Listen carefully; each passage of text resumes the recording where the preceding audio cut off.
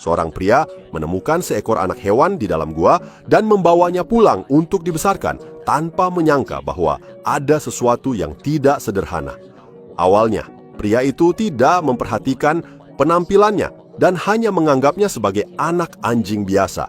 Di lingkungan baru, si kecil sangat ketakutan dan terus mengeluarkan suara lirih. Khawatir mengganggu anaknya saat malam, pria itu menaruhnya di kandang sapi di belakang rumah. Setelah menangis semalaman hingga kelelahan, keesokan harinya pria itu segera memberinya susu. Meski tidak tahu apakah bisa bertahan hidup, ia tetap bertekad merawatnya sampai besar. Tak disangka, hanya dalam 1 hari, si kecil sudah menganggap pria itu sebagai ibunya. Mungkin baginya, siapa yang memberinya susu adalah ibunya. Tak lama kemudian, si kecil mencapai usia 1 bulan. Pria itu sangat menyukai anak anjing yang penurut ini. Hingga suatu hari ia tiba-tiba mengeluarkan suara panjang ke langit, memecah keheningan. Namun setelah diperiksa lama, tetap terlihat seperti anjing biasa. Dengan berbagai pertanyaan di pikirannya, pria itu tetap merawatnya dengan baik setiap hari. Karena belum pernah memelihara hewan, kehadiran anak anjing itu membuat hidupnya lebih bahagia.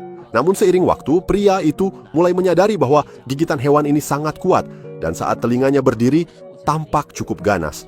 Meski begitu, di depan pria itu, ia tetap sangat jinak. Awalnya ia memakan apa saja, tetapi lama-kelamaan mulai menyukai daging mentah. Setiap hari ia bisa menghabiskan beberapa kilogram daging, bahkan terkadang memangsa anak ayam di rumah. Saat itulah pria itu menyadari bahwa hewan ini mungkin bukan anjing biasa. Ia pun membawanya ke alam liar untuk dilepaskan, tetapi tidak peduli seberapa diusir, si kecil tetap tidak mau pergi.